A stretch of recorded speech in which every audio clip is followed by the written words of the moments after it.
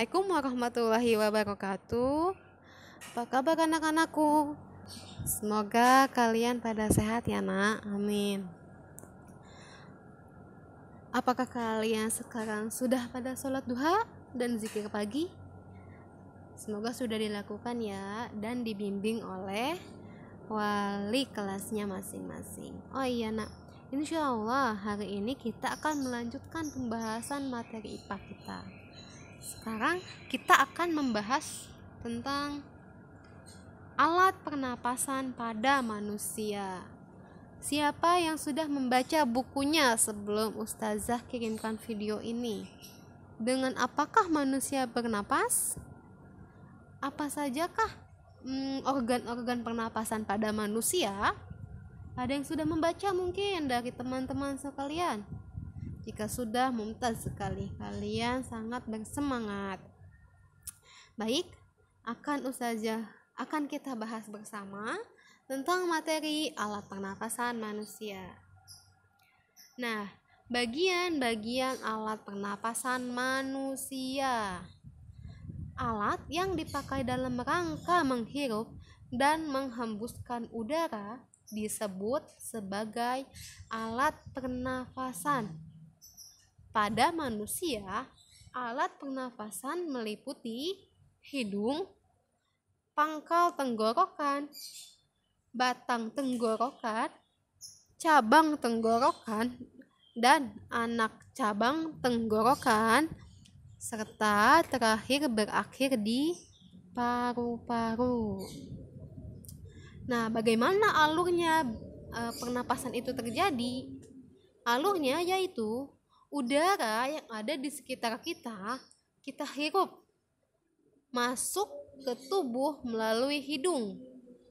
Udara yang kita hirup itu disebut udara oksigen menuju rongga hidung. Selanjutnya, setelah menuju rongga hidung melalui trakea, lalu bronkus, kemudian paru-paru. Jadi, udara yang kita hirup disebut oksigen, sedangkan udara yang kita keluarkan disebut karbon dioksida. Nah, gas oksigen dalam bahasa Latin disebut juga bisa ditulis dengan O2.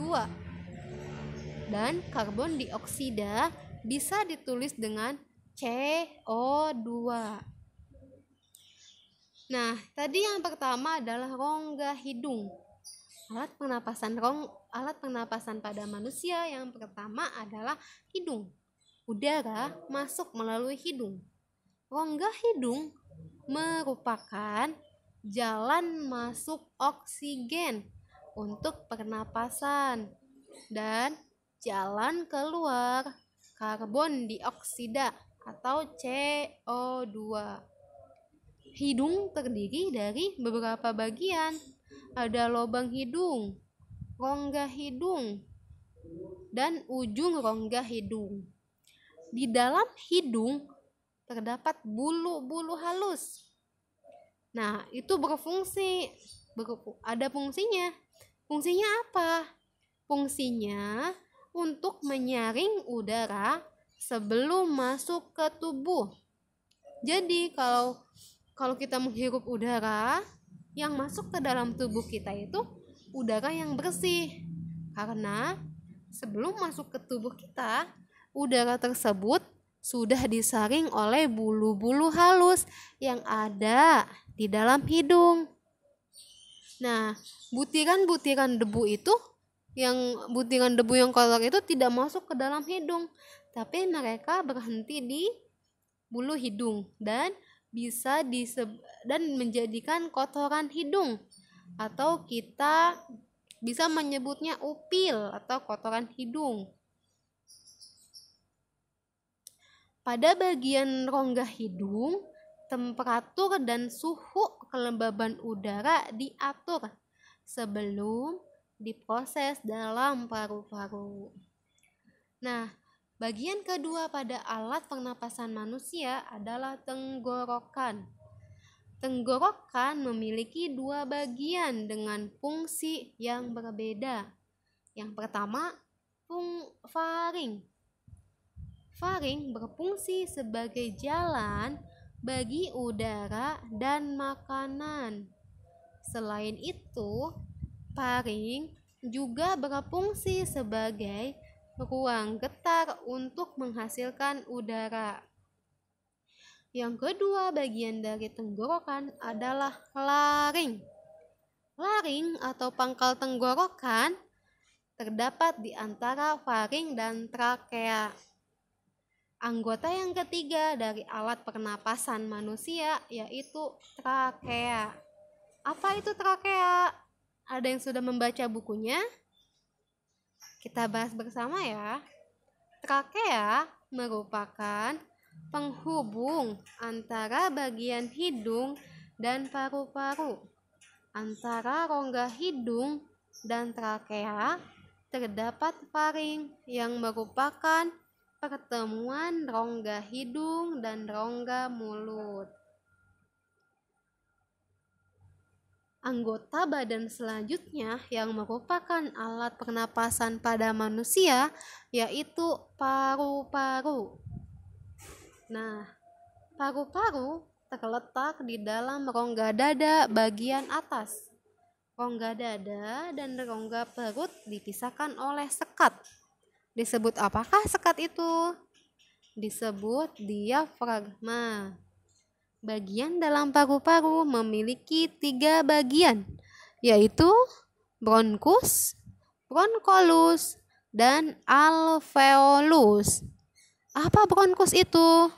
Apa bronkolus itu? Apa alveolus itu? Bisa dibaca di sini. Bronkus adalah batang tenggorokan bercabang 2 yang menuju paru-paru kanan dan kiri. Sedangkan bronkiolus adalah setiap bronkus yang mengalami percabangan. Jadi, bronkiolus itu cabang dari bronkus. Lalu, apa itu alveolus? Nah, di ujung bronkiolus terdapat alveolus yang berfungsi sebagai tempat pertukaran oksigen atau O2 dengan karbon dioksida atau CO2. Nah, bagaimana sih proses pernapasan pada manusia? Nah, yang pertama adalah proses penghirupan udara. Rongga dada membesar, lalu udara masuk melalui hidung. Nah, udara disaring oleh lendir atau bulu-bulu hidung atau rambut hidung, masuk ke dalam paru-paru dan proses paru-paru mengembang. Oksigen akan diserap melalui alveolus. Jadi, di saat kita menghirup udara, paru-paru kita mengembang.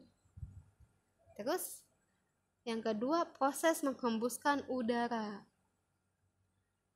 Saat menghembuskan udara, rongga dada akan mengecil, paru-paru mengempis, dan udara keluar melalui pernapasan. Ayo kita praktekkan menghirup udara dan menghembuskan udara. Tarik napas, hirup udaranya, hembuskan keluar. 3 kali ya, sekali lagi. Kita tarik napas, ambil udaranya, lalu hembuskan keluar. Sekali lagi, tarik napas, ambil udaranya dalam-dalam, lalu hembuskan keluar. Sekali lagi, Ustazah sampaikan, saat menghirup udara, maka paru-paru akan mengembang, dan saat menghembuskan udara, paru-paru akan mengempis. Bisa dilihat di sini di gambar ada gambar proses menghembuskan udara. Sampai sini, semoga kalian bisa memahaminya. Jika ada yang kurang paham, silakan hubungi Ustazah. Jangan lupa jaga kesehatannya dan bantu Umi di rumah. Kita tutup dengan doa kifaratul majelis. Subhanakallahumma wa bihamdika asyhadu alla ilaha illa anta astaghfiruka wa atubu ilaik. Ustazah tutup. Assalamualaikum warahmatullahi wabarakatuh. Awil dan Mumtaz. Semangat belajar walaupun di dalam pandemi.